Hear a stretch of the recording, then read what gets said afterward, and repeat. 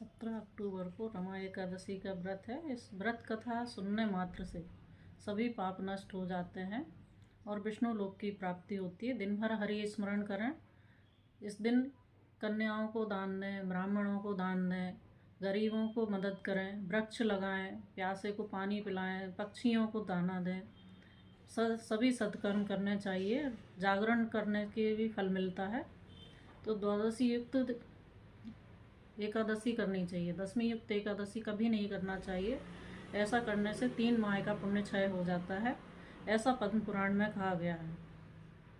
और शुक्ल पक्ष कृष्ण पक्ष की दोनों एकादशी करना चाहिए। कई लोग कहते हैं कृष्ण पक्ष की एकादशी नहीं करते हैं, सिर्फ शुक्ल पक्ष की करते हैं, तो दोनों ही करना चाहिए। ऐसा करने से हजारों वाजपेयी यज्ञ का फल मिलता है। एकादशी से सत्यभामा ने भी इस एकादशी को करने से कृष्ण को प्राप्त किया था। तो यह व्रत का बहुत बड़ा महत्व है। इस व्रत को अवश्य करें। वेद व्यास के अनुसार दशमी युक्त एकादशी नहीं करना चाहिए। दशमी युक्त एकादशी माता गांधारी ने की थी, तो उनको भारी नुकसान उठाना पड़ा था। उनका सभी कुल समाप्त हो गया था। जबकि माता कुंती ने द्वादशी युक्त एकादशी की थी। उसके पुण्य प्रताप से उनके बच्चों के साथ सब कुछ अच्छा हुआ, उनका परिवार सुखी रहा और सुखपूर्वक रही हो। इस प्रकार आप एकादशी करें तो द्वादशी युक्त ही करना चाहिए। और इस दिन संक्रांति भी है, तुला संक्रांति है। तुला में जा रहे हैं इस दिन सूर्य, तो इस दिन किसी का दिया हुआ अन्न ना खाएं। संक्रांति के दिन किसी का दिया हुआ अन्न नहीं खाना चाहिए। इससे 3 महीने का पुण्य क्षय हो जाता है।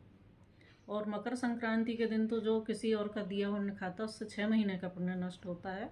तो जो सूर्य संक्रांति उस दिन किसी का दिया अन्न ना खाएं। इस दिन दान अवश्य करें। वस्त्रों का दान करें, अन्न का दान करें, पितरों को जल अवश्य दें। पितरों को जल देने के लिए तिल मिला लें जल में, और उससे अंगूठे की तरफ से पितृ देव्यो नमः करके उनको जल अवश्य दें। तिल के तेल का दीपक शिव मंदिर में अवश्य जलाएं। शिव जी को काले तिल और चावल अवश्य चढ़ाएं। 1 मुट्ठी काले तिल शिवलिंग पर चढ़ाएं और 1 मुट्ठी चावल भी चढ़ाएं शिवलिंग पर। तो यह ओम नमः शिवाय मंत्र जाप करते हुए चढ़ाएं। तो सूर्य की संक्रांति 10:02 से होगी शुरू और शाम 5 बजे तक रहेगी। तो इस बीच में आप शिव जी के मंदिर में जाकर यह उपाय भी कर सकते हैं।